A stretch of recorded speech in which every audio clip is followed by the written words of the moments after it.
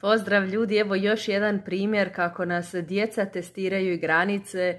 Znači ja sam bila prije majka koja je diskutirala, svađala se sa klincima. Ako nisu htjeli obući jaknu, ja sam prijetila. Ako ne obučeš, napravit ću ti ovo, dobit ćeš ovu kaznu i nikad nisam se držala svojih konzekvencija, ali kako se to već kaže.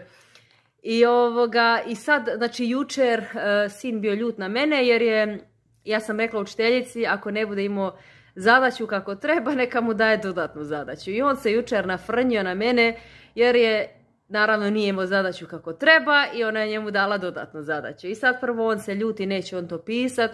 Ja njemu rekao, ne moraš pisati, ako nećeš rekao, nemoj, rekao, ali nema ti onda do kraja tjedna mobitel. Ništa, on ljut sjedne, posjeo, piše, napiše, on ju stvarno je uredno napravio, ali i dalje on ljut na mene. I sad smo imali termin kod zubara i ja kažem ništa, rekao, ajde obuci se, idemo sad zubaru. A on meni, ja ne idem kod zubara. Ja onako prije bi poludela, bi rekla, oblači se, idemo, nemamo vremena, moramo se požuriti. Ja njemu, dobro, rekao, ne moraš ići, rekao, kod zubara. Ja rekao, idem sada dolje. Rekao, ako ti ne budeš danas išao kod zubara, rekao, nema ti idući tjedan, cijeli tjedan, rekao, niti sata, niti mobitela, rekao, na tebi, rekao, nije na meni, rekao, na tebi je.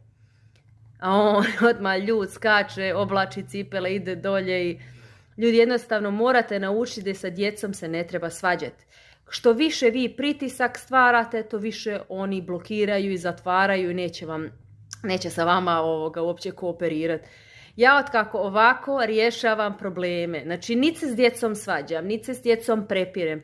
Znači oni sve rade za mene, ja samo kažem ako to ne napraviš, nema ti to, ljudi moji sve rade. Slušaju, dobri su, normalno pokušavaju, djeca uvijek pokušavaju testirati granice, ali puno lakše se rješavaju ovako konfliktni problemi i vjerujte mi, kad vi prestanete njima praviti pritisak, kad ih prestanete možda se s njima svađati i napadati, djeca se opuste i postanu puno, puno bolji.